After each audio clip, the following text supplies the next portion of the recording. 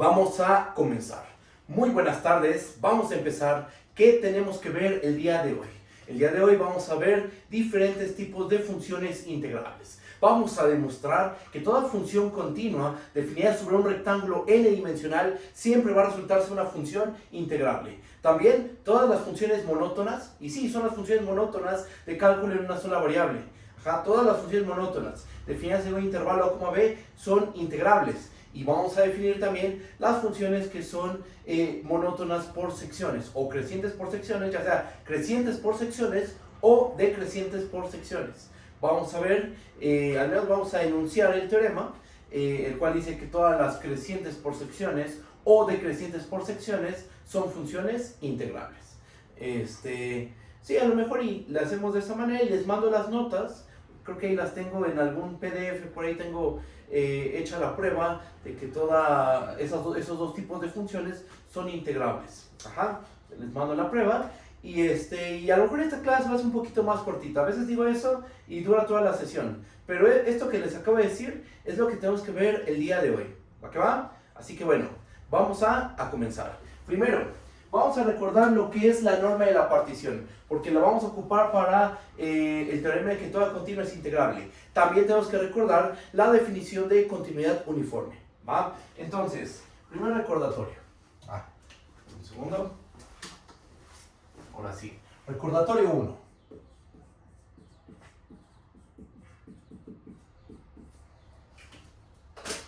Vamos a tomarnos un rectángulo n-dimensional. Sea R igual a A1, cruz, puntos suspensivos, cruz, AN, BN. Un rectángulo n-dimensional. Tómate una partición de ese rectángulo. Sea P, una partición del rectángulo R. Vamos a tomarnos R1 hasta RM. ¿Quiénes van a ser estos rectángulos? Estos rectángulos son los rectángulos inducidos por la partición P. Sean R1 hasta RM, los rectángulos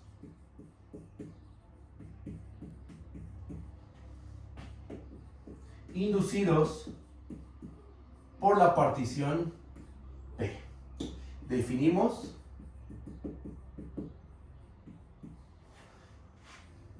cómo se define la norma de la partición.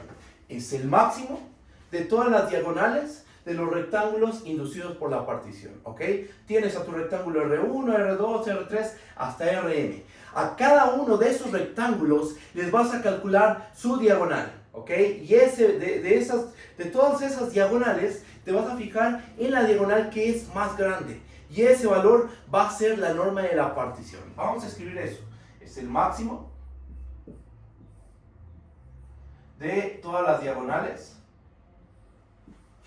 de los rectángulos RI, con I corriendo de 1 hasta N.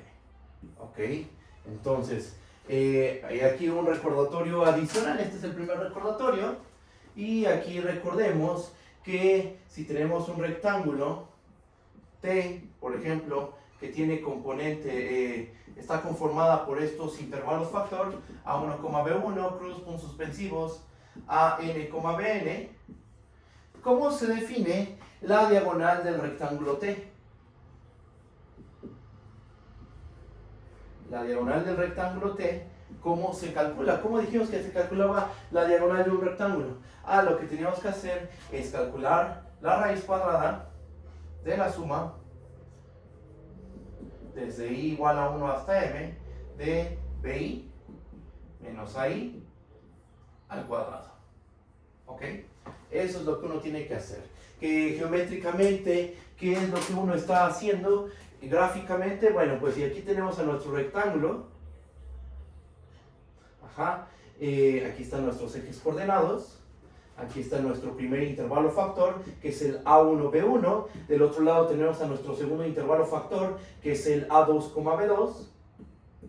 Entonces, lo que hacemos es fijarnos en estos dos puntos. Nos fijamos en el punto en esta esquina, que este punto estamos de acuerdo que es el A1, A2. Sí, ¿verdad? ¿Y este punto cuál es? Esta esquina. O ese vértice. ¿Cuál es ese? Es el B1, B2. Entonces, ¿cuánto vale la distancia de A1,2 a B1,B2? Pues es precisamente esa distancia, es precisamente este número de aquí. La raíz cuadrada de la suma desde igual a 1 hasta, aquí déjenme quitar la n, m es una n. Ajá, es la suma de la raíz cuadrada de la suma desde igual a 1 hasta n de bi menos ai al cuadrado. ¿Ok?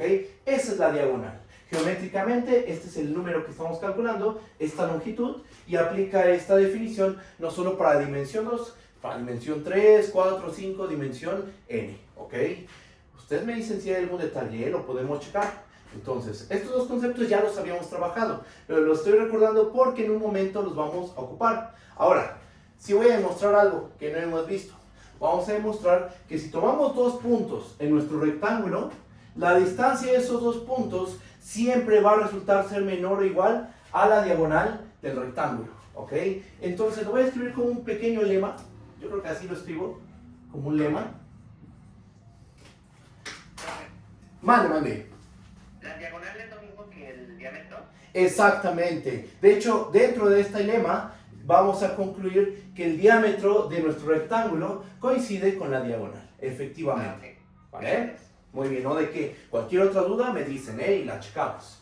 Lema, vamos a tomarnos un rectángulo n-dimensional, el que sea R igual a A1,B1, cruz, puntos suspensivos, cruz, AN,BN. ¿Ok? Sean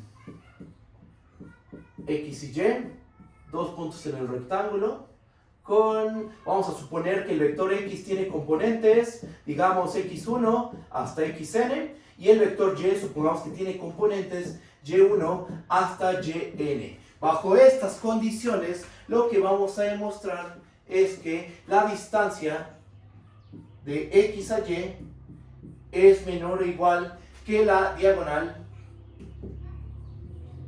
del rectángulo R. Que esta diagonal, escrita de manera explícita, ¿a qué es igual? O sea, escribiendo todo el valor numérico. O sea, ¿cómo obtenemos la diagonal? Sería la raíz cuadrada de la suma desde i igual a 1 hasta n de bi menos ai al cuadrado. Si estamos de acuerdo. ¿Ok? Lo agrego aquí, que esto es por mera definición, aquí lo pongo. Sería la raíz cuadrada de la suma desde i igual a 1 hasta n de bi menos ai al cuadrado. ¿Ok? Entonces vamos a demostrar esto porque lo vamos a ocupar dentro de la prueba de que toda continua es integrable. En esa prueba vamos a utilizar esta desigualdad. ¿Ok? ¿Me comprenden? Bueno, cualquier duda me dicen, Entonces, empezamos con la prueba. Demostración.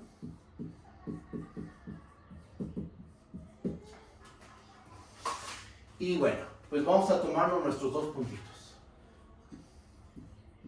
Sean XY, dos puntos en el rectángulo. Ok, ahora, una pregunta. Como X y Y están en el rectángulo R, y el rectángulo R tiene esta descripción, ¿qué me pueden decir de las componentes de X y las componentes del vector Y? ¿Dónde tienen que estar? ¿Están de acuerdo que tiene que pasar lo siguiente? Para cada i de 1 hasta n, xi y yi se encuentran en el intervalo ai, bi. Sí, ¿verdad? Porque tu vector x, ¿qué componentes tiene? x1, x2 hasta xn. x1, ¿dónde tiene que estar? Bueno, como el vector x está en este rectángulo y este rectángulo tiene esta descripción, x1 tiene que estar en el intervalo a1,b1, x2 en el intervalo a2,b2, así hasta llegar a xn. xn se encuentra en el intervalo an,bn, ¿ok? La misma idea, el mismo razonamiento aplica para el vector y. y1 se encuentra en este intervalo, en el a1,b1, y2 se encuentra en el intervalo a2,b2, así hasta yn se va a encontrar en el intervalo an,bn. Entonces, en resumen, lo que tenemos es que para cada i de 1 hasta n, xi y yi se encuentran en el intervalo ai, bi. Ahora, de que xi y yi se encuentran en el intervalo ai, bi, ¿qué podemos decir? Bueno, pues lo que podemos decir es que para cada i de 1 hasta n, ¿estamos de acuerdo que pasa esto? No, perdón. Aquí tenemos a I, después menor o igual a XI, YI, BI. ¿Sí estamos de acuerdo con estas desigualdades? Sí, ¿no? Porque X, Y y Y se encuentran en el intervalo AI, BI. Entonces, X, Y y Y tienen que estar aquí en medio.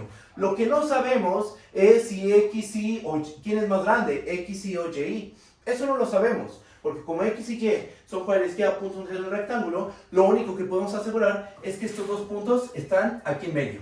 Pero no sabemos cómo se comparan X, Y y Y. Pero no importa, porque de todas formas con esto podemos concluir, podemos decir que para cada I igual a 1 hasta N, ustedes me dicen si esto es correcto.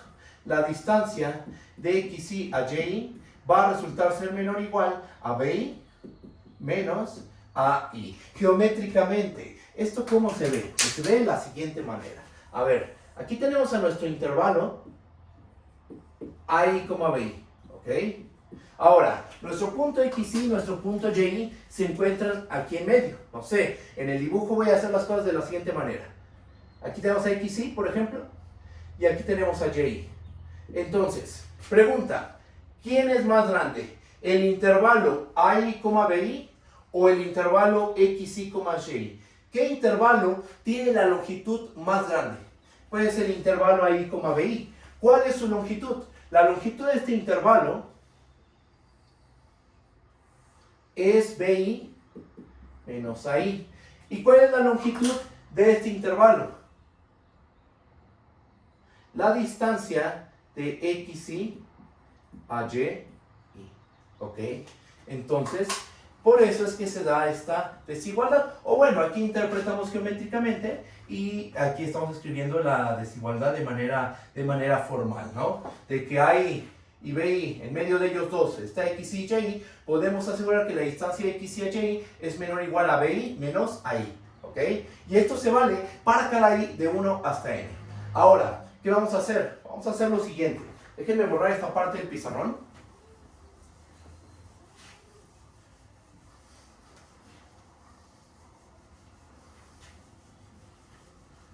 Pregunta, ¿cuántas desigualdades tenemos? ¿Cuántas desigualdades tenemos aquí? Uno podría decir solo una. No, tenemos un total de n desigualdades. Porque para i igual a 1 tenemos esta desigualdad. Para i igual a 2 tenemos esta desigualdad. Con i igual a 3, i igual a 4 hasta i igual a n. Entonces, tenemos un total de n desigualdades. ¿Qué les vamos a hacer a esas n desigualdades? Pues miren, vamos a elevar al cuadrado en ambos lados de las desigualdades. Y nos va a quedar lo siguiente. Para cada i de 1 hasta n, valor absoluto de xy menos yi al cuadrado es menor o igual a bi menos ai al cuadrado. ¿Ok? Y ahora, estas n desigualdades las vamos a sumar. Sumamos esas n desigualdades y ¿qué nos va a quedar? O sea, sumamos lo que está del lado izquierdo y sumamos todo lo que está del lado derecho. La desigualdad se va a preservar. ¿Por qué? Porque eso ya lo sabemos por cálculo en una sola variable. Cuando estudiamos al campo de los números reales, se vieron esas propiedades. Entonces, nos va a terminar quedando, y aquí escribo la razón, sumando, ¿qué nos termina quedando?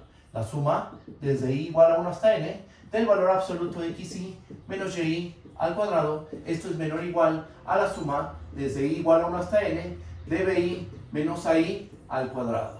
Si estamos de acuerdo con esto, si hay alguna duda, lo podemos revisar, ¿vale? Por último, la función raíz cuadrada, ¿es una función estrictamente creciente?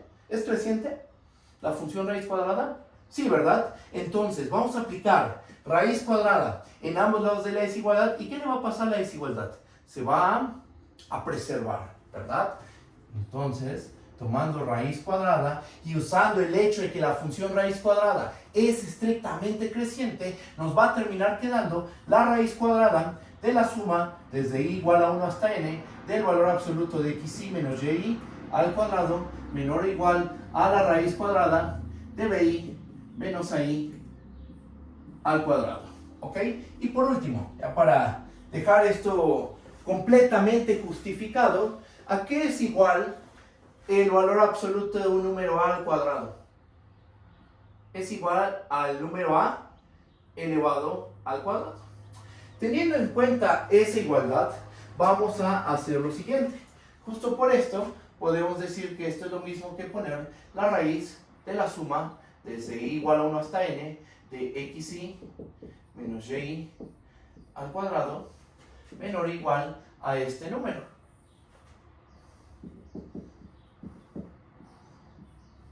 ¿Ok? Y después de eso, ¿qué hacemos? Pues, ¿cómo se pregunta? ¿Cómo se calcula la distancia de x a y? Pues justo de esta manera, estamos de acuerdo, porque aquí no estamos trabajando con cualquier norma, estamos trabajando con la norma euclidiana. Salvo que se diga lo contrario, siempre que pongamos el simbolito de norma, se refiere a norma euclidiana. No estamos trabajando con una norma P o norma infinito, no. Sí podría ser, sí podríamos hacerlo así, pero ahorita estamos trabajando con la norma usual. Entonces, aquí es igual la norma de x menos y, pues precisamente a este valor. ¿Y esto a qué es igual? Por la definición de diagonal, pues tenemos que esto es menor o igual a la diagonal del rectángulo R. ¿Ok? Y con eso acaba la demostración. ¿Cómo lo ven?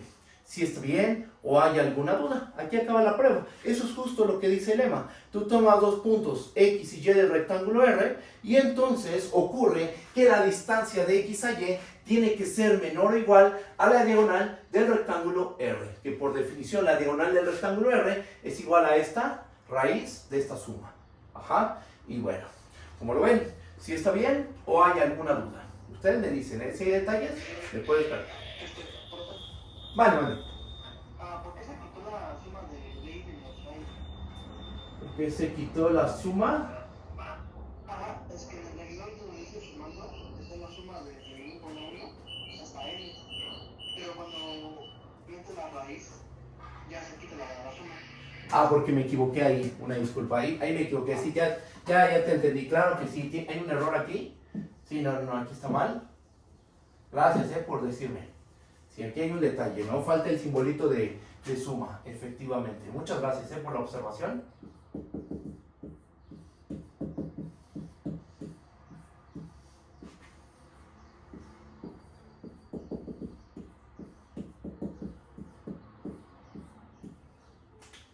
Efectivamente, ahí había un detallito de escritura. Muchas gracias, muchas gracias. Así ya está bien escrito, bueno, eso creo, déjenme reviso.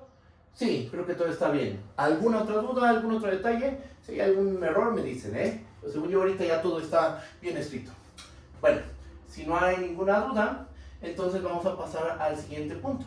Vamos a recordar la definición de continuidad uniforme. En cálculo diferencial en varias variables, o sea, en el curso pasado de cálculo, nosotros vimos la definición de continuidad uniforme. Hicimos ejemplos, caracterizamos a la continuidad uniforme, vimos que las uniformemente continuas mandan sucesiones de Cauchy en sucesiones de Cauchy, pero bueno, el punto no es volver a desarrollar todo el tema de continuidad uniforme. Lo que vamos a hacer es recordar la definición, recordar que toda continua en un compacto es uniformemente continua, y con eso ya tenemos la herramienta para demostrar que toda continua en un rectángulo n-dimensional es integrable. ¿Ok? Entonces, recordemos la definición de continuidad uniforme. Borro aquí. Este es lema para el teorema de que toda continua es integrable. ¿Ok? Entonces, borro. Y al final platicamos del diámetro. ¿Ok? Al final relacionamos el diámetro con esto. Ahorita lo que me interesa es llegar a este teorema que les estoy comentando. Y ya al final de la sesión, esos detallitos los vamos desarrollando. ¿Ok? Bueno, entonces, definición de continuidad uniforme. Ahí va, definición. ¿Qué necesitamos? Vamos a tomarnos una función definida en un dominio A, subconjunto de Rn en Rm. Les voy a escribir la definición en su forma general. ¿Ok? El conjunto A no tiene por qué ser un rectángulo n-dimensional. ¿Ok? Y el espacio codominio puede ser Rm con m cualquier natural. ¿Va? Ya en la prueba usaremos continuidad uniforme para funciones de Rn en R. ¿Va? Entonces, tomamos una función dominio A, subconjunto de Rn en Rm. Una función.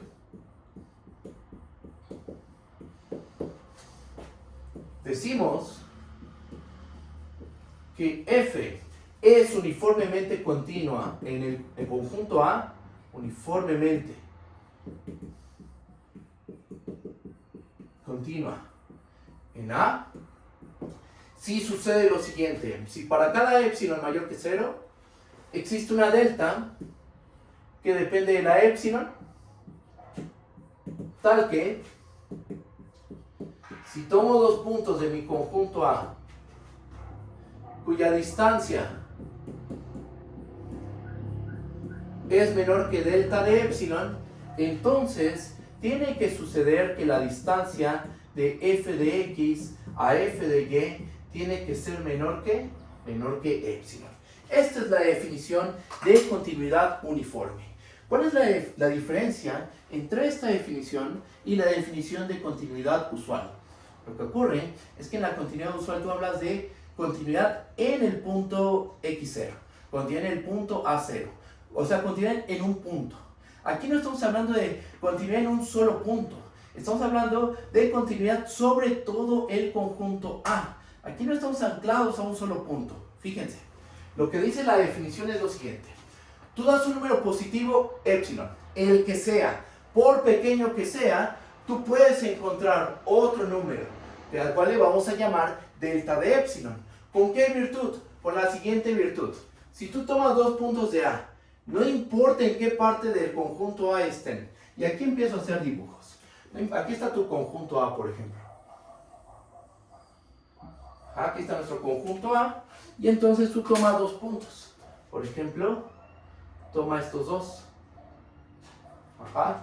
Tu distancia delta, no sé, nada más para el ejemplo vamos a pensar que la distancia delta de epsilon es esto. ¿Ok?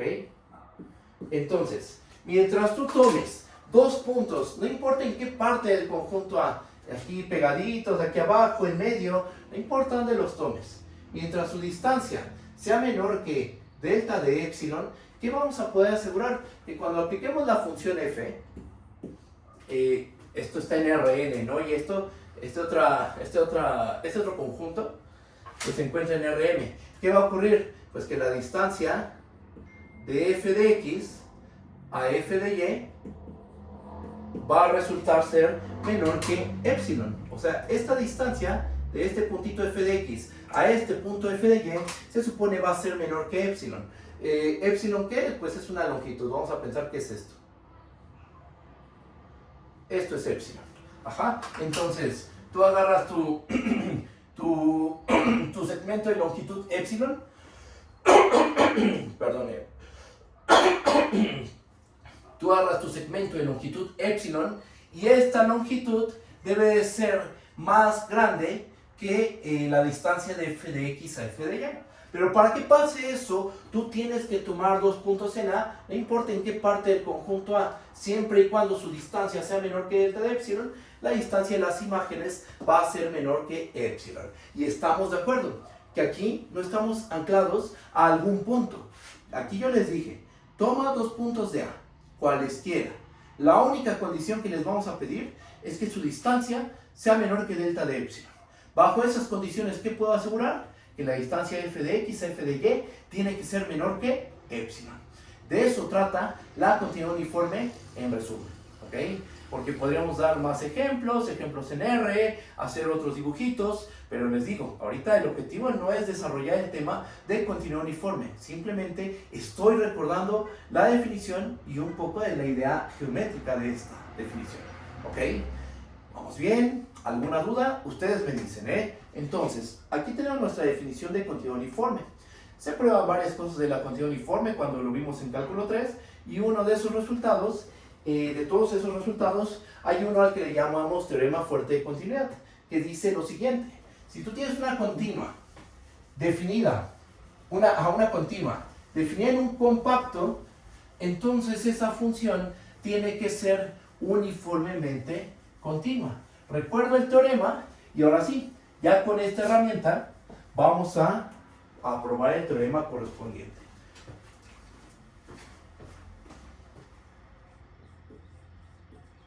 Teorema fuerte de continuidad.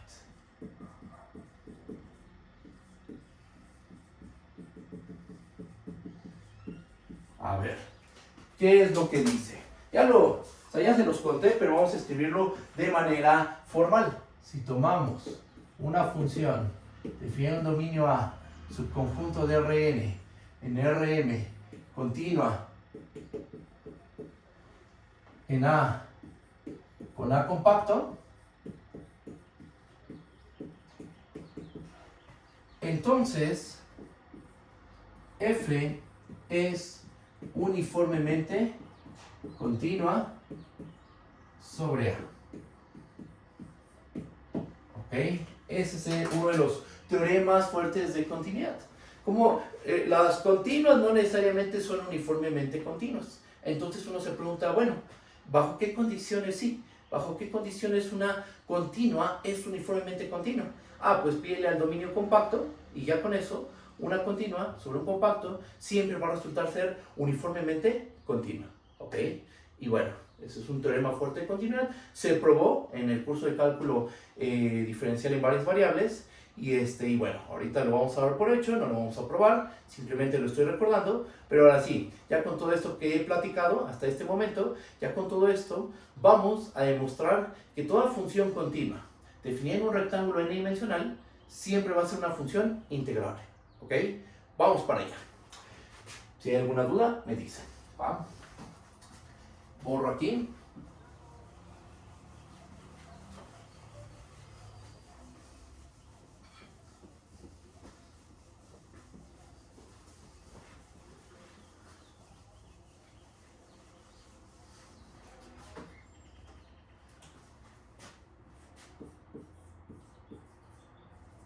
Teorema. A ver, ahí va el teorema. Vamos a tomarnos una función definida en un rectángulo n-dimensional, subconjunto de Rn, A hacia los reales, continua. Con R, un rectángulo n-dimensional.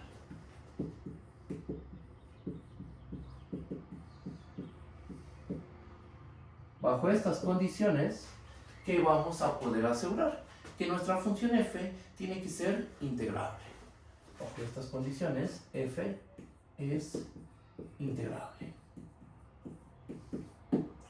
¿Sobre qué conjunto? Sobre el rectángulo R. ¿Ok? Ahí está. Eso es lo que vamos a probar. Toda continua sobre un rectángulo n-dimensional siempre va a resultar ser una función integrable. ¿Ok? Este teorema es muy fuerte porque nos dice, o sea, si tú tienes una continua, por ejemplo, si tú tienes la función, voy a aprovechar este cachito de pizarrón.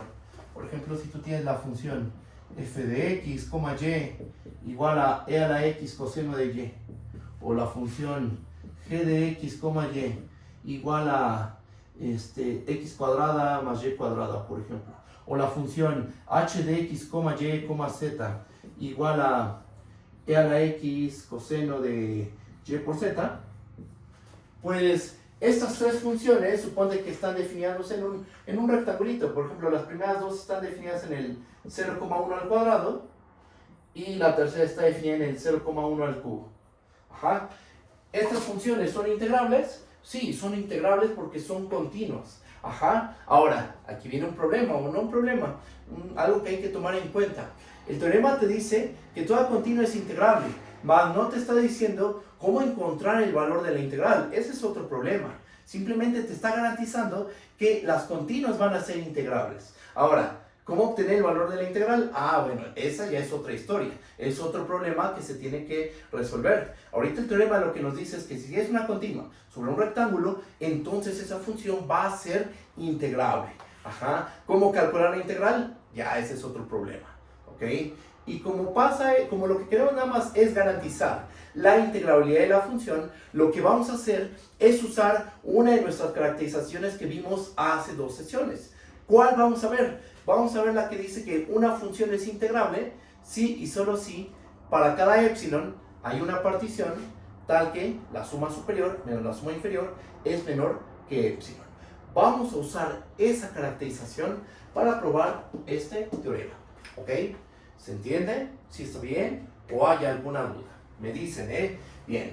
no hay detalles, entonces voy a comenzar con la demostración.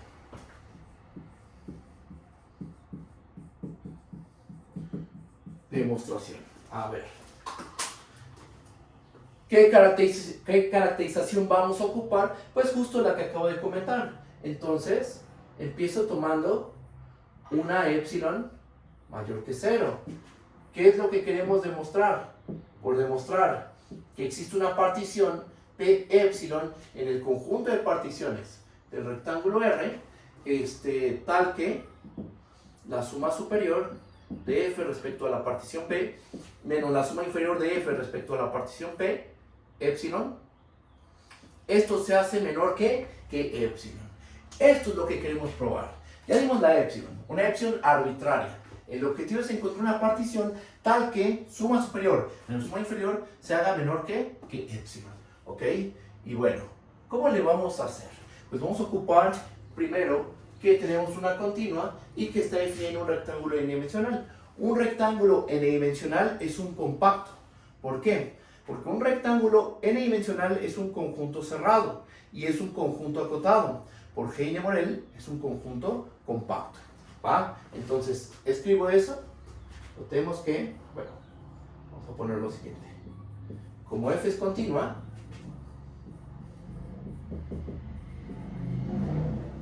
sobre R, y R es compacto,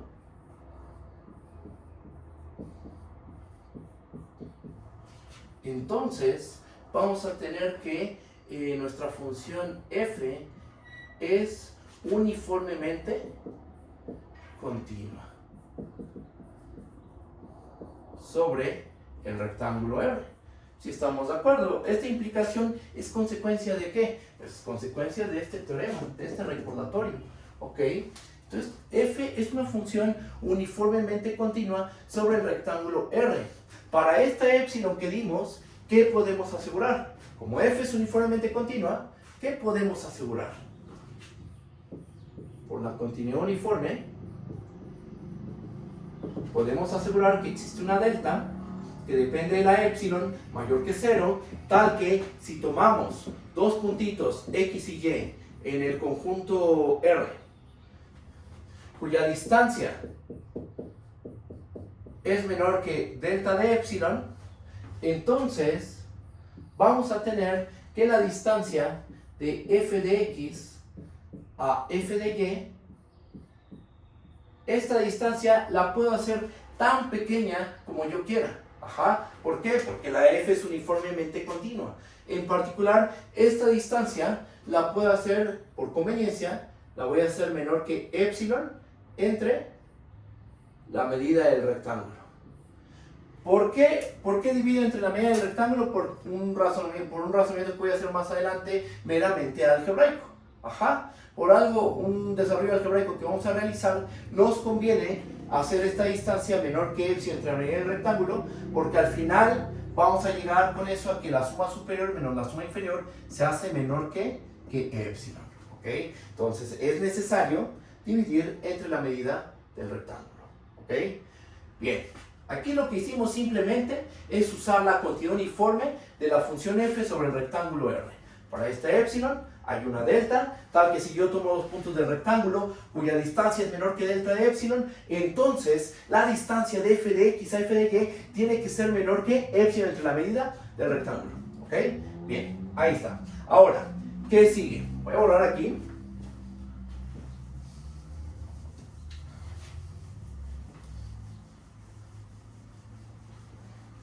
Y aquí se viene un ejercicio para ustedes. Fíjense bien lo que voy a escribir.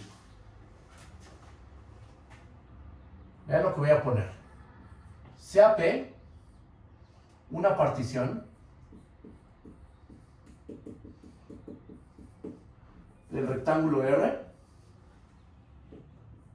tal que la norma de la partición es menor que delta de epsilon.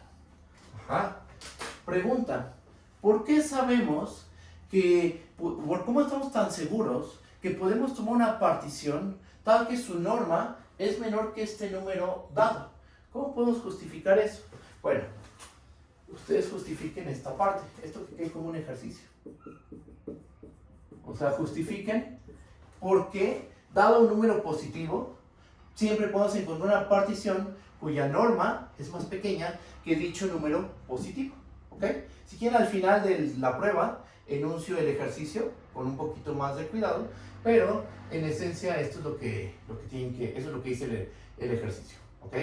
Dado un número positivo, por ejemplo ¿cómo sabemos que hay una partición tal que la norma de la partición es menor a dicho número positivo? ¿Va? Justifiquen eso, ustedes hagan esto, es un ejercicio, vamos a darlo por hecho ahorita y con esto vamos a continuar con la demostración. Nada más denme un segundo. Me cambio de plumón porque creo que ya no está pintando bien. Entonces tomamos una partición del rectángulo R tal que la norma de la partición es menor que delta de epsilon. Ahora, vamos a enumerar los rectángulos inducidos por la partición. ¿Cómo? De la manera más simple posible. Sean R1, R2 hasta Rm.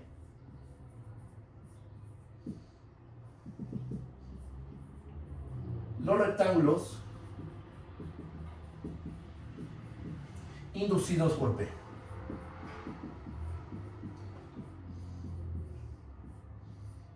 Ok. Notemos que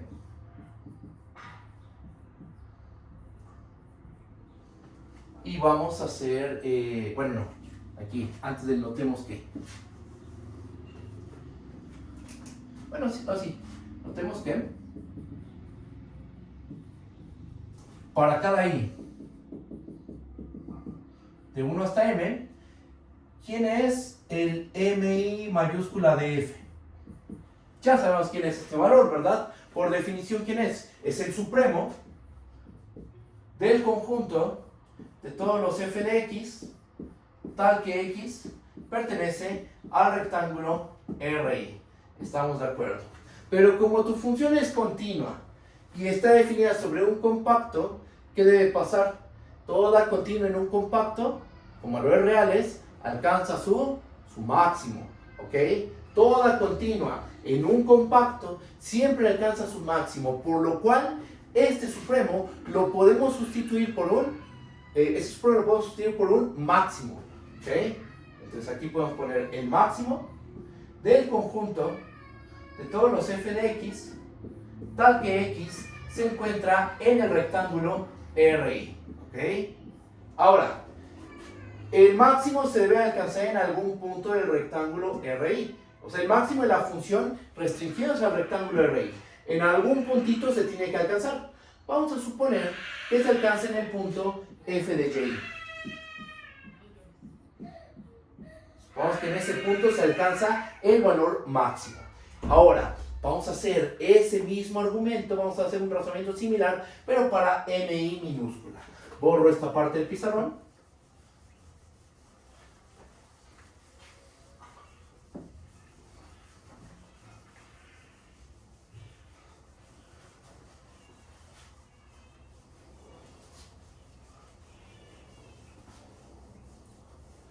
Listo, ahí está. Ahora, lo mismo pero para MI minúscula. Para cada I igual a 1 hasta M, tenemos que el MI minúscula de F, por definición, ¿quién es?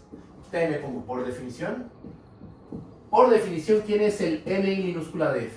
Es el ínfimo de ¿quién? De todos los f de x, tal que x se encuentra en el rectángulo RI.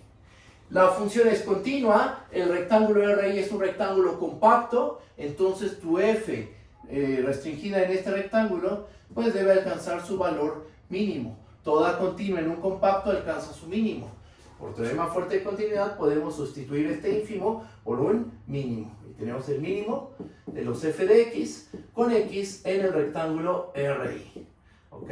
Entonces, se tiene que alcanzar el valor mínimo en alguno de los rectángulos RI. O sea, cuando a tu función f la restringes al rectángulo RI, ahí debe alcanzar un valor, el más chiquito, el más grande. Ajá. En este caso estamos analizando el valor más chiquito.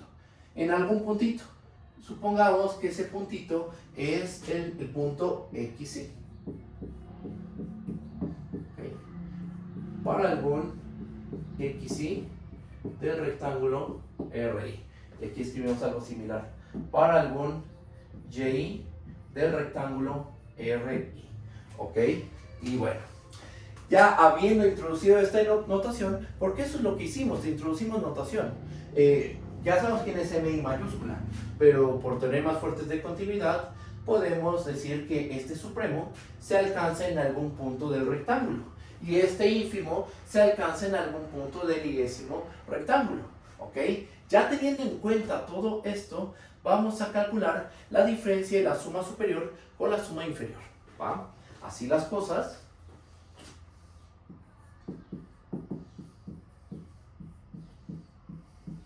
Tenemos que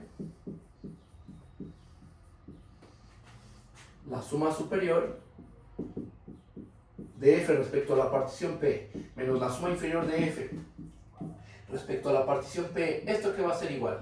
Esto es igual a la suma desde i igual a 1 hasta m, pues de principio aquí nos queda m grande de f por la medida de los rectángulos RI menos, y bueno, ya me extendí aquí, ya ni modo, la suma desde i igual a 1 hasta m de el mi minúscula de f por la medida del rectángulo RI.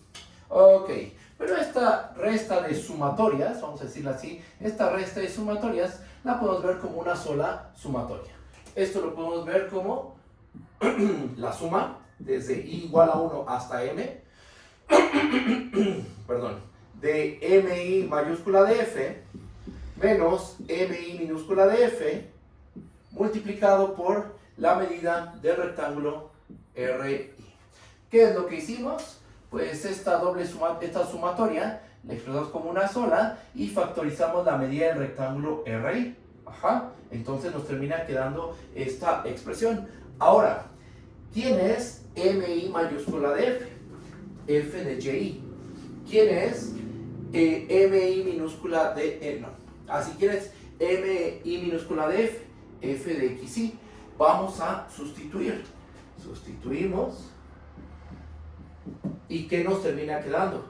La suma desde i igual a 1 hasta m ¿de qué? De f de y menos f de xy por la medida del rectángulo RI. ¿Ok? Ahora, ¿están de acuerdo que yo le puedo poner aquí un valor absoluto? ¿O no? Sí le puedo poner un valor absoluto porque ¿qué es f de y? Es el supremo. ¿Qué es f de xy? Es el ínfimo. Entonces, aquí como una pequeña observación. Pues lo pongo aquí. Lo voy a poner aquí. F de xy, al ser el ínfimo o el mínimo, esto debe ser menor o igual a f de y, que es el supremo o el máximo de la función restringida al rectángulo RI. Entonces, ¿cómo es esta diferencia? Si se tiene esta desigualdad, ¿cómo es esta diferencia? Mayor o igual que 0. Y si le pongo un valor absoluto a un número que es mayor o igual que 0, por ejemplo, si al número 5 le pongo valor absoluto, pues es lo mismo que tener 5. Ajá. O si a 6 le pongo un valor absoluto, pues eso es simplemente 6. Entonces, si yo le pongo valor absoluto a esto nada más, pues voy a tener lo mismo. Esto es la suma desde igual a 1 hasta m del valor absoluto de f de y menos f de xy por la medida del rectángulo RI. Y a lo mejor alguno de ustedes se pregunta, ¿y eso para qué lo hiciste? Bueno, es que mira, aquí viene lo interesante. ¿Se acuerdan que al principio de esta prueba utilizamos la continuidad uniforme de f? Ajá, no sé si recuerdan que dijimos, como la f es uniformemente continua sobre el rectángulo R, existe una delta que depende de la epsilon, tal que si tomas dos puntos cuya distancia es menor que delta de epsilon, entonces la distancia de las imágenes debe ser menor que epsilon. ¿Sí estamos de acuerdo? Ajá. Ahora, tomamos una partición cuya norma, ¿cómo es? Es menor que delta de epsilon. ¿Estamos de acuerdo? ¿Ok? Ahora, vamos a hacer el siguiente paso. ¿Cabrá aquí? Yo creo que sí. Yo creo que cabe aquí. Si no se alcanza a ver, en esta parte me dicen. Miren, lo que vamos a hacer es lo siguiente. Esto va a ser menor Sí, vamos a ponerlo así. Esto va a ser menor que la suma desde i igual a 1 hasta m.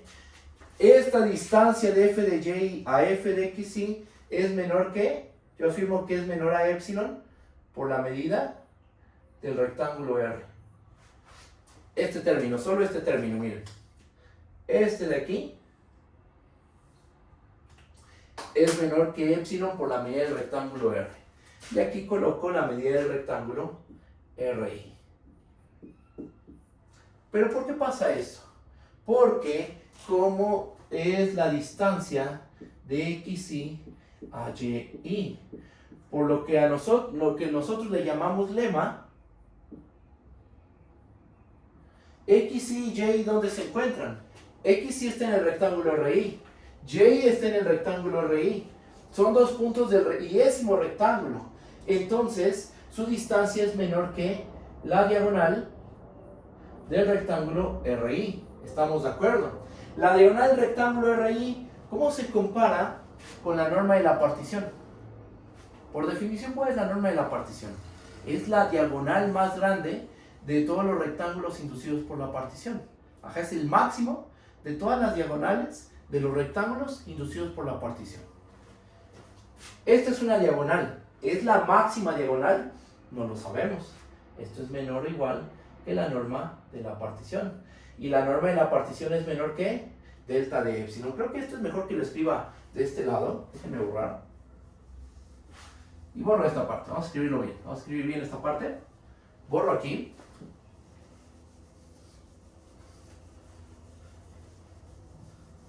Porque quedaba muy muy apretado todo. Miren, vamos a hacer el siguiente razonamiento. Como XY, Y está en el rectángulo RI, para cada i igual a 1 hasta m, entonces, miren lo que vamos a tener. La distancia de XY a Y debe ser menor o igual que la diagonal del rectángulo RI. ¿Estamos de acuerdo? Ahora, esto debe ser menor o igual al máximo del conjunto de todas las diagonales. La diagonal de R1 hasta la diagonal de RM. ¿Quién es R1 hasta RM? Son los rectángulos inducidos por la partición. Ajá. Ahora, este máximo por definición ¿a qué es igual? Por definición, esta es la norma de la partición. Pero una pregunta, ¿cómo tomamos la partición? Tomamos una partición tal que su norma es menor que ¿quién?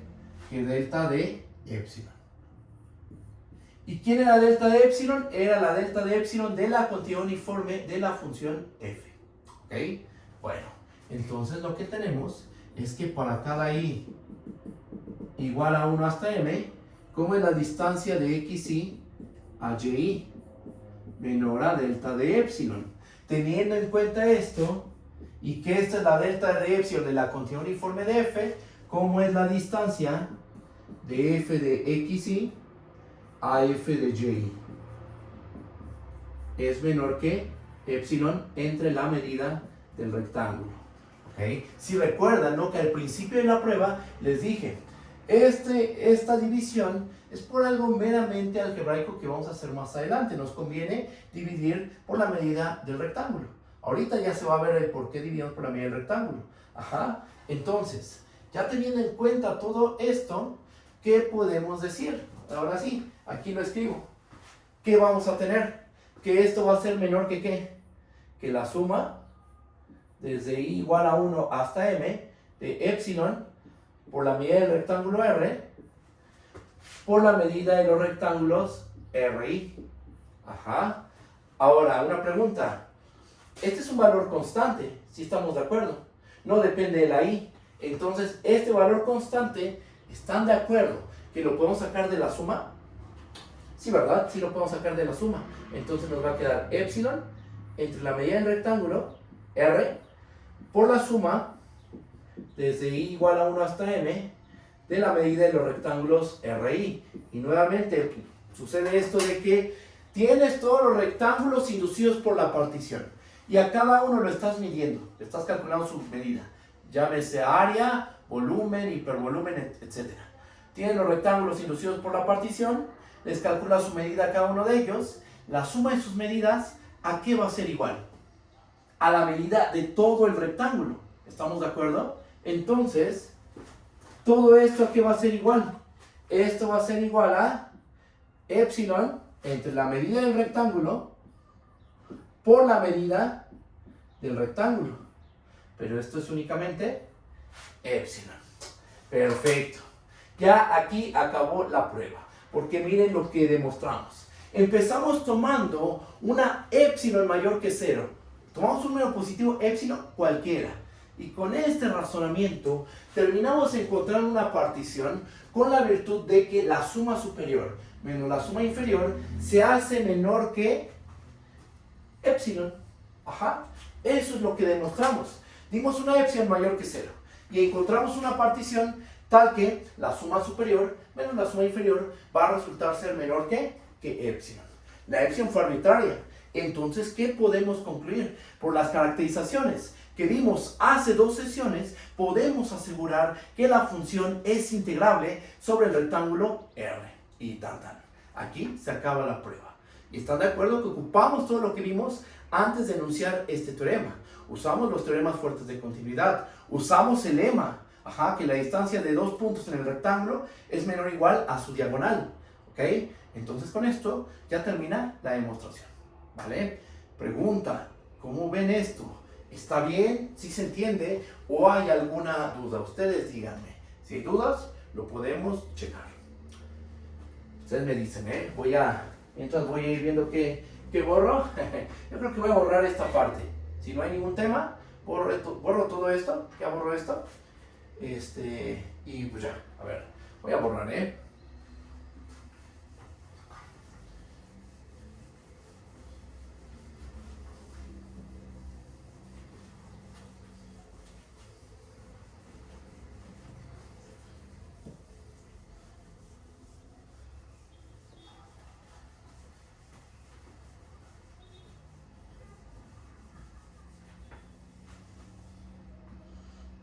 Y bueno, pues ya tenemos que toda continua es integrable. Una pregunta muy natural, que a lo mejor ya saben la respuesta, lo más seguro es que sí, es ¿toda integrable es continua? Vamos a escribirla, nada más para darle completez a nuestro desarrollo. Toda función integrable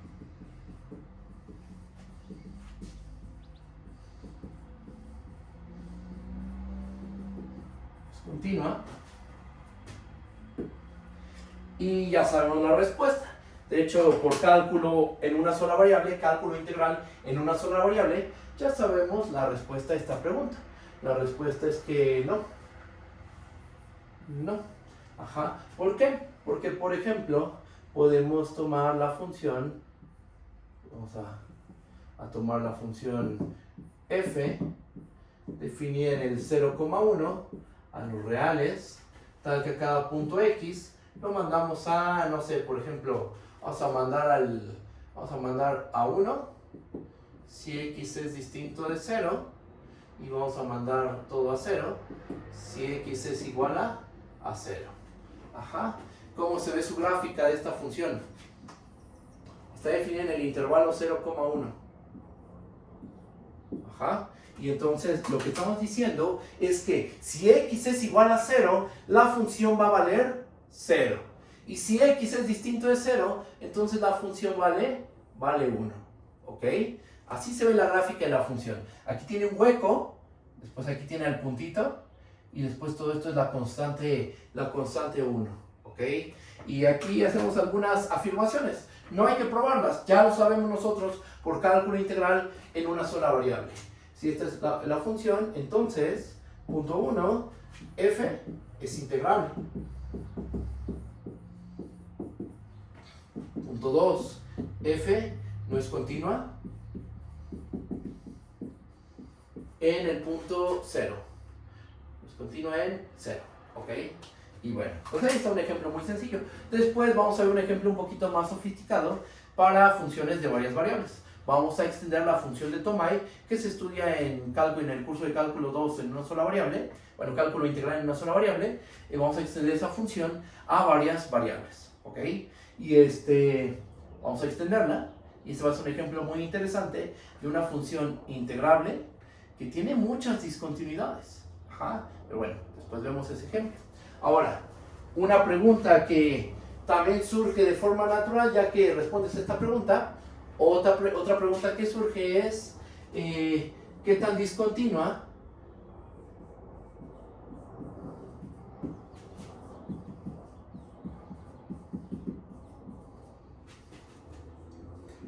puede ser f y que siga siendo integrable? De tal modo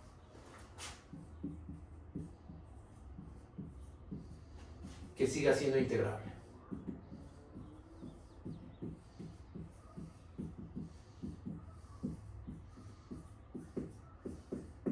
Sí, porque aquí ya tenemos un ejemplo de una función integrable que no es continua. Sí, porque tiene una discontinuidad nada más, ¿no? Pero a lo mejor uno podría de intuir, bueno, entonces si tiene una cantidad finita de discontinuidades, no hay problema, puede seguir siendo integrable, ¿no? Pero aún más, se puede más todavía. Ajá, entonces justo esta pregunta no es trivial, la vamos a responder, sí la vamos a responder cuando estemos en el teorema de Lebesgue. Ajá, que es una prueba bastante interesante, no trivial, no es una prueba trivial, la vamos a ver, y justo lo que hace es caracterizar a las funciones integrables en términos de las discontinuidades de la función, ¿ok? El teorema que acabamos de probar está relacionado con esto, pero bueno, ahorita nada más lo dejamos como una pregunta que en este momento no vamos a responder, pero que estaría muy bien que ustedes se hagan y traten de resolver, ¿vale? ¿Qué más? ¿Qué sigue? Lo que sigue ahora es ver otro tipo de funciones integrables. Vamos a ver que toda función monótona es integrable. O sea, nos vamos a regresar a las funciones de una sola variable, y con todo esto que hemos visto vamos a probar que toda función monótona, ya sea creciente o decreciente, debe de ser integrable, ¿vale? Voy a borrar esta parte del pizarrón.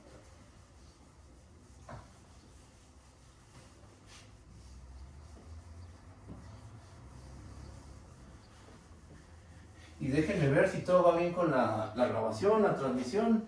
Voy a hacer que esté hablando yo solo y así todo va bien, creo. Sí, bien. Sí, bien. Ok, entonces ya probamos este teorema, muy importante. Toda continua en un rectángulo es integrable. Ahora vamos a ver otra clase de funciones integrables. Teorema.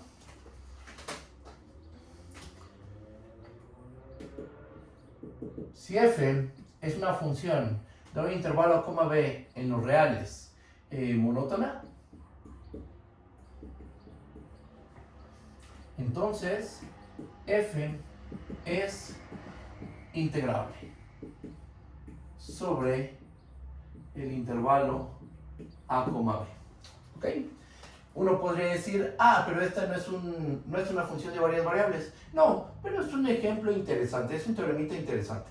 Por eso vale la pena hacer esta prueba. Yo sé que yo la hice en cálculo 2, pero sí vale la pena volverla a hacer en cálculo 4, tomando en cuenta que después de esto vamos a hablar de las funciones monótonas por secciones. Entonces sí vale la pena hablar de este tipo de funciones y pues hacer la prueba. No es una prueba muy larga y bueno, pues ya, no digo más, voy a empezar con la prueba. ¿Cómo le vamos a hacer? Ahora vamos a usar esta caracterización. Nosotros vimos que para que una función sea integrable, ¿qué debe pasar? Es suficiente y necesario que exista una sucesión de particiones tal que el límite cuando m tiende a infinito de la suma superior menos la suma inferior, ¿eso donde tiende? A 0. ¿Ok? Entonces, eso es lo que vamos a hacer. ¿Qué sucesión de particiones vamos a considerar?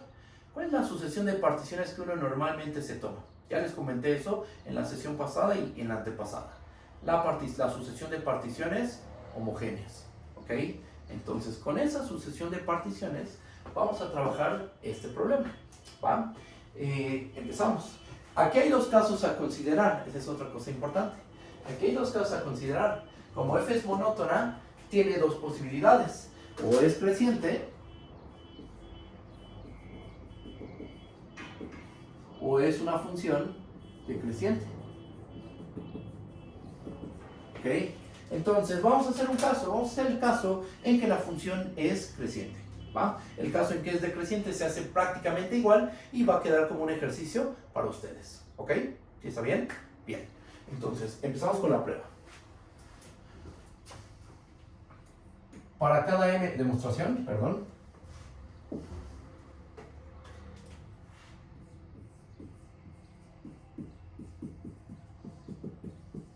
Demostración. A ver, ¿qué hacemos? Para cada m natural, sea Pm, la partición homogénea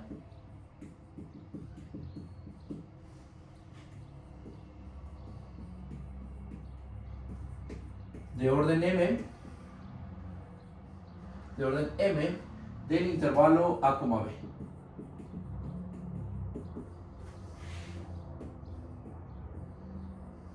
O sea, ¿cómo es Pm? Es decir,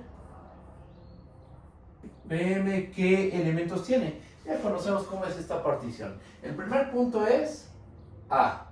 El segundo punto es A más B menos A entre M. El tercero es, nada, escribo el tercero y de ahí ya llego hasta el punto final. 2 veces B menos A entre M. Y así nos seguimos hasta A más M veces B menos A entre M, que este número es precisamente B. Ajá. Esa es la partición homogénea. Vamos a trabajar con esta sucesión de particiones, porque por cada m natural estamos de acuerdo que tenemos una partición homogénea. ¿Ok? ¿Qué es lo que vamos a demostrar? Nuestro objetivo es demostrar, vamos a escribirlo de esta manera. Veamos que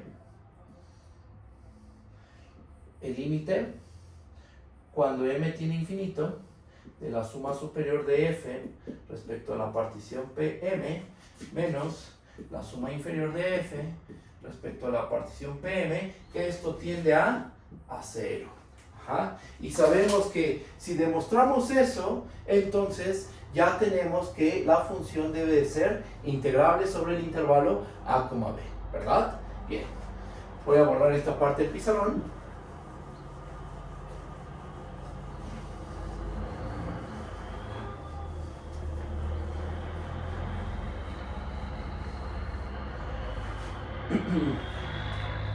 Y vamos a hacer lo siguiente. Hay que hacer, son dos casos a considerar. Vamos a suponer que la f es creciente. Si f es creciente,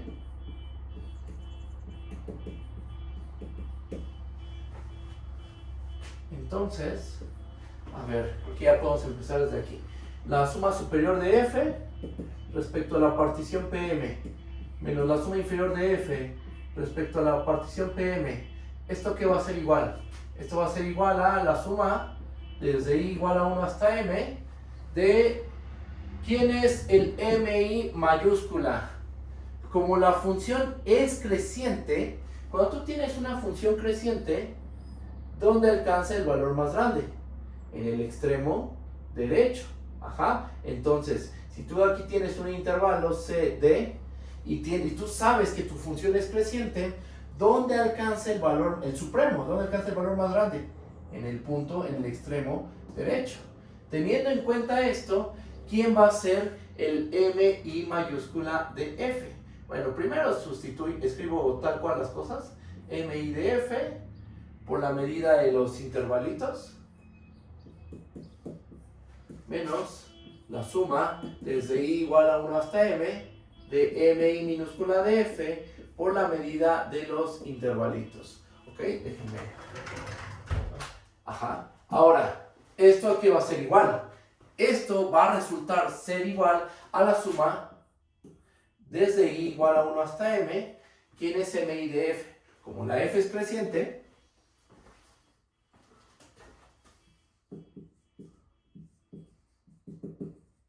ahí está. Como f es creciente, el mi mayúscula, ¿dónde se alcanza? En el extremo derecho del iésimo intervalo. ¿Cuál es el iésimo intervalo? Aquí lo pongo también. El iésimo intervalo sería este. Sería el a más I menos 1, B menos A entre N, coma, A más I veces B menos A entre N. ¿Ok? Ese es el iésimo intervalo inducido por la partición homogénea. ¿Ok? Entonces, teniendo en cuenta eso, ¿qué medida tiene este? Su medida, ya sabemos cuánto vale. Como es la partición homogénea, aquí es entre M, perdón, aquí entre M. Sí, entre M. Como es la homogénea, ¿qué medida tiene?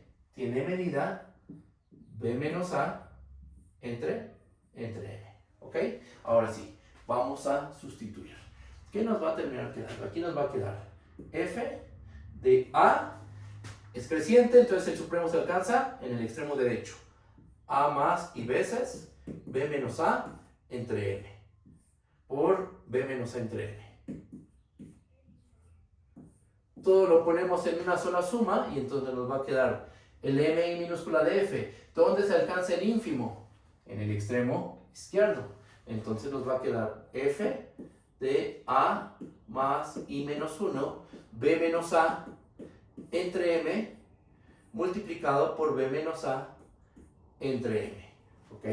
Factorizamos el B menos A entre M y nos va a quedar lo siguiente. La suma desde I igual a 1 hasta M de F de A más I veces B menos A entre M menos F de A más I menos 1 veces B menos A entre M y todo esto multiplicado por B menos A sobre M. Ok, ahora, ese B menos A entre M, pregunta, ¿depende de la I? No depende de I, el B menos A entre M, que es la longitud de los intervalos inducidos por la partición. Entonces el B menos A entre M lo puedo sacar de la suma. Así nos va a terminar quedando lo siguiente. B menos A entre M por la suma desde I igual a 1 hasta M de la F evaluada en A más I veces B menos A entre M menos la F evaluada en A más I menos 1 veces B menos A entre M. Listo, ahí está.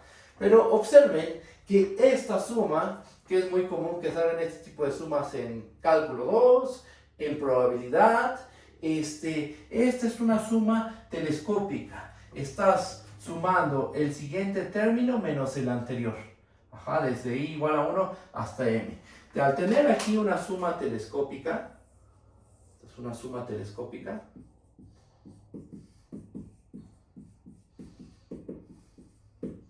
entonces nos va a terminar quedando que esto es igual a B menos A entre M por F evaluado en el último punto, o sea, con I igual a M. Con I igual a M, ¿cuánto nos va a dar eso? Con I igual a M nos da B. Ajá. Entonces aquí ya ponemos F de B. Menos F evaluada en el primer puntito, que es con I igual a 1. Entonces, ¿qué nos va a quedar aquí? Con I igual a 1 nos queda F de A. Muy bien. Entonces, ¿qué tenemos? Que para cada M natural, la suma superior de F respecto a la partición homogénea de orden M, menos la suma inferior de F respecto a la partición homogénea de orden M, por el hecho de que F es creciente, eso es igual a B menos A entre M por F de B menos F de A. Vamos a escribir eso aquí, esa conclusión. Bueno, eso y después ya concluimos. Borro aquí. Y vamos a hacer lo siguiente.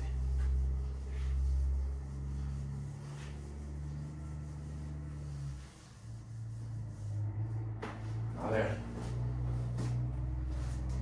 Entonces, ¿qué tenemos? Vamos a tener que la suma superior de F respecto a la partición PM menos la suma inferior de F respecto a la partición PM para cada M natural, vamos a tener que esta diferencia ¿a qué es igual? Esto es igual a B menos A entre M por F de B menos F de A.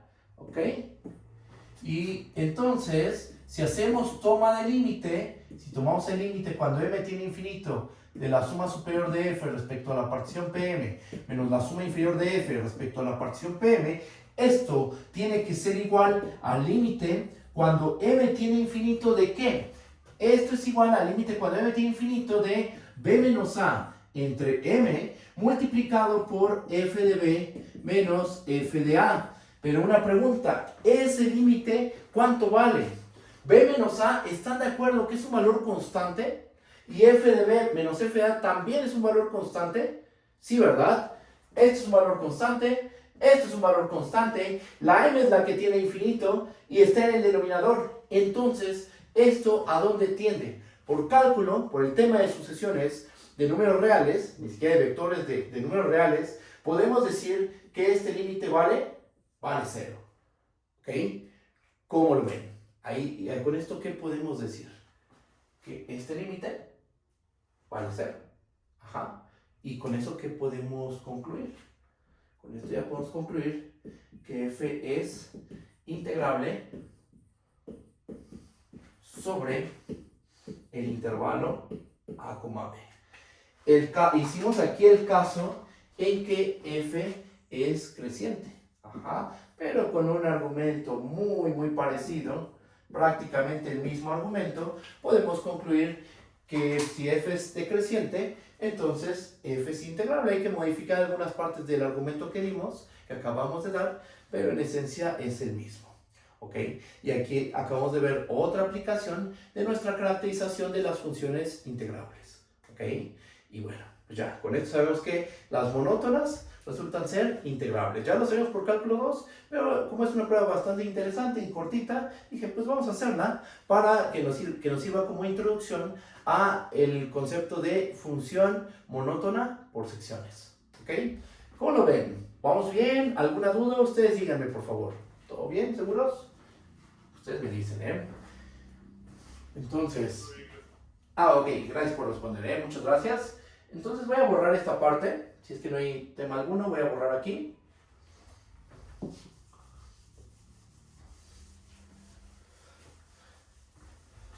Borramos.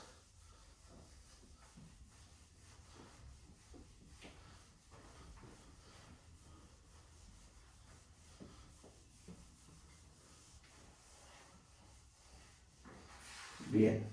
Ahora, lo que voy a hacer a continuación es definir otro tipo especial de funciones, que se les conoce como monótonas por secciones. Voy a tratar de ser lo más claro posible, geométrico posible, que no se quede nada más como una definición medio rara, ¿no? Que sea lo más geométrica posible.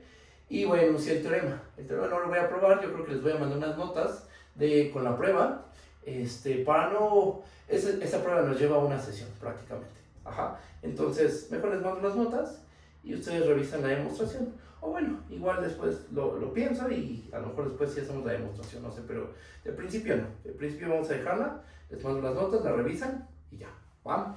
Pero bueno, primero, ¿qué es una función monótona por secciones? Pues como su nombre lo indica,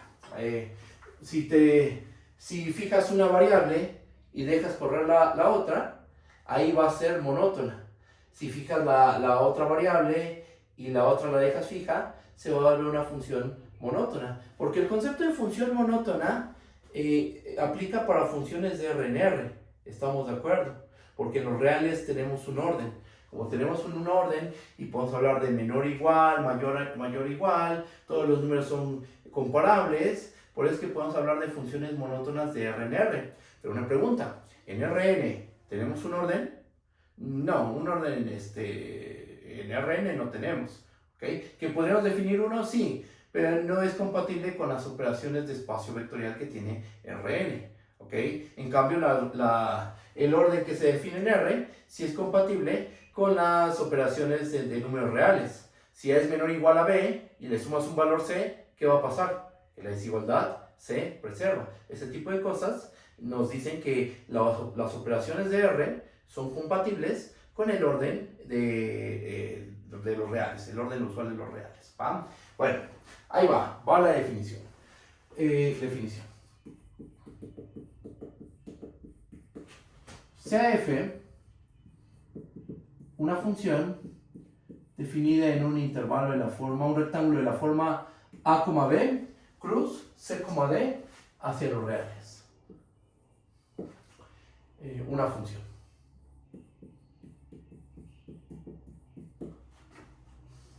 Decimos que, inciso A, f es creciente por secciones si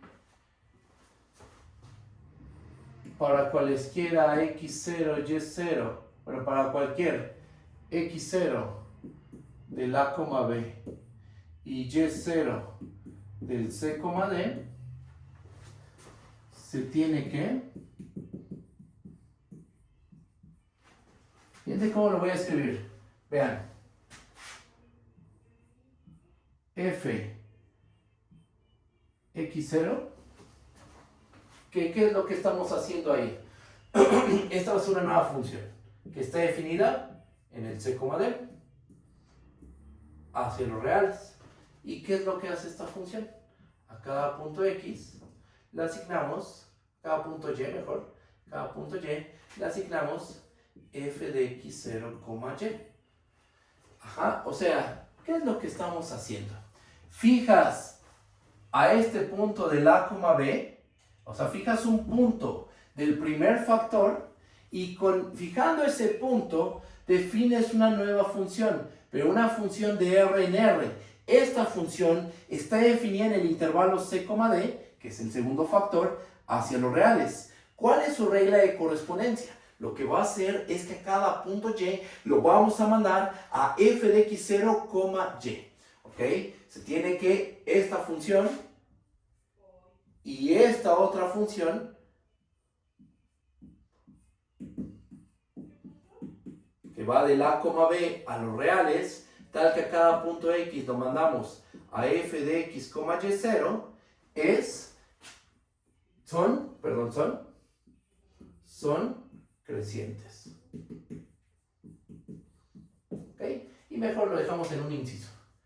Ustedes escriben la definición de creciente por secciones. Vean, entonces, tienes una función del a, b, cruz c, d hacia los reales.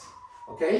Decimos que f es creciente por secciones si para cada punto x0 del a, b y para cada punto y0 del c, d se tiene que, si tú fijas, hay dos funciones involucradas, si tú fijas un puntito del primer factor y defines esta función, que a cada punto y del c, d lo mandas a f de x0, y, esa es creciente. Es una función creciente de R en R, de las usuales. Y si tú fijas un punto y0 del segundo factor del c, d, esta función que va del a, b a los reales, tal que cada punto x lo mandamos a f de x, y0, esa función estas dos funciones tienen que ser crecientes. ¿Ok? Esto es ser creciente por secciones. Pero a lo mejor uno ve esta definición y no la siente tan geométrica.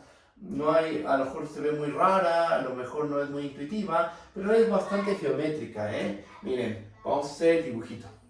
Ojalá y me quede. Que voy a esforzarme porque me quede el dibujo, pero no me suelen quedar los dibujos, ¿eh? Así que ahí voy. Aquí está A, aquí está B, aquí está C, aquí está D. ¿Ok? Y aquí arriba se levanta la gráfica de la función. A ver. Algo así. Pero, déjenme cambio aquí. Es porque siempre me cuesta ver.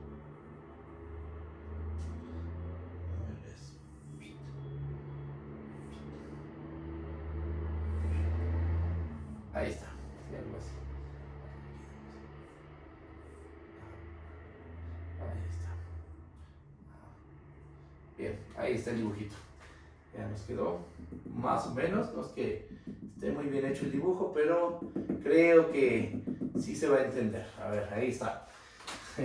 Esta se supone es la gráfica de la función, ¿ok? Y en el piso tenemos a nuestro rectángulo dos-dimensional, el A, B, cruz, C, D, ¿ok?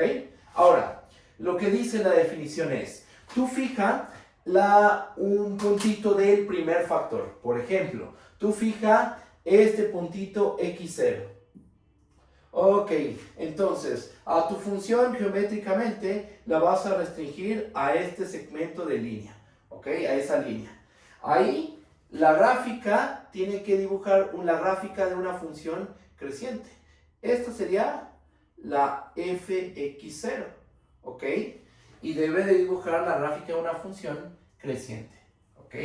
Ahora, si tú lo haces, pero ahora fijando a y0, aquí está y0, geométricamente lo que haces es restringir el dominio a este segmento de línea y aquí también te tiene que quedar una función creciente, se supone, tiene que quedar creciente también, ¿ok? Entonces, eso es ser creciente se supone que aquí tendría que estarse levantando, solo que no se ve en el dibujo. O sea, también en esta línea debe quedar la gráfica de una creciente, debe ir subiendo, ¿ok? Esas son las crecientes por secciones. Y por eso es que se dice que es por secciones. Porque si tú fijas una variable y dejas correr a la otra, te queda una función creciente.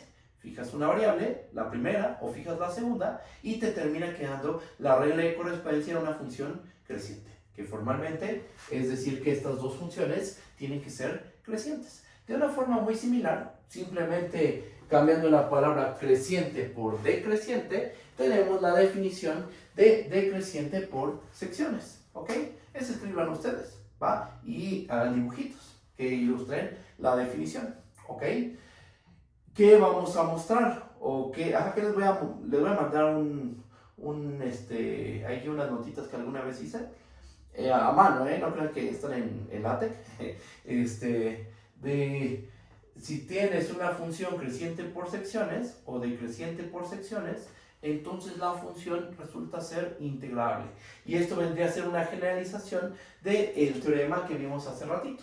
Si f es monótona, que va del intervalo con los reales monótona, entonces la función es integrable. Es una extensión, pero para funciones de R2 en R. ¿Ok? Enuncio el teorema y hasta ahí nos detenemos. A ver, el teorema que dice.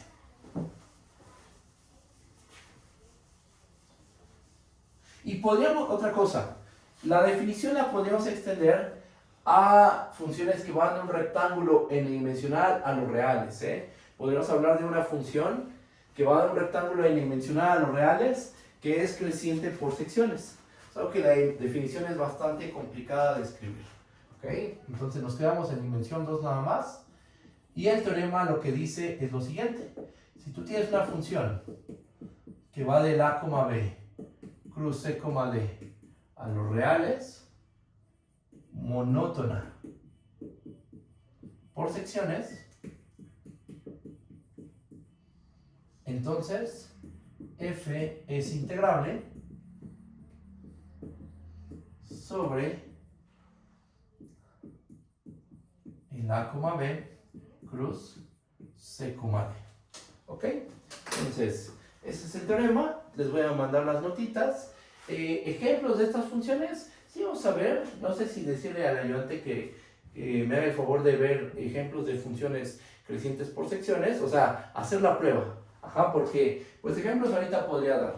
Por ejemplo, la función f de x, y igual a x más y, la x cuadrada más y cuadrada. Esas son funciones, por ejemplo, crecientes por secciones. La xy en el x por y en el 0, 1, cruz 0, 1 son crecientes por secciones. Entonces, pues hay muchos ejemplos, pero la idea es que dar los ejemplos y pruebas que en verdad son crecientes por secciones. Va a hacer 1 o 2 ejemplos quizá, pero no en esta sesión. Yo creo que en esta sesión hasta aquí nos detenemos. En la próxima, que es mañana, recuerden que la sesión de mañana solo la voy a grabar. La grabo en algún momento del día y antes de la hora de la clase ya está el video subido en el canal. Entonces ven el video, ven lo que desarrollé en esa sesión, qué es lo que voy a desarrollar, les voy contando. Voy a empezar con la operatividad con funciones integrales.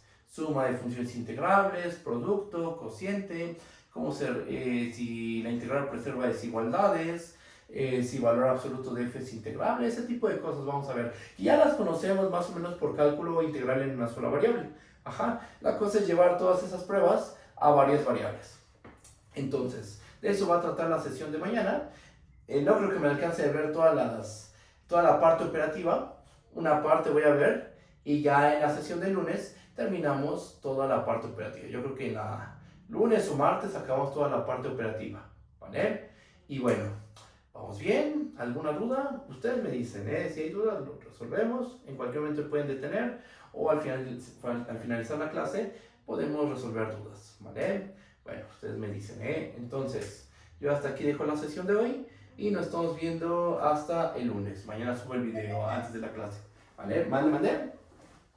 No, gracias. Ah, ok, no de qué, hasta luego. Muchas gracias, Bye, bye.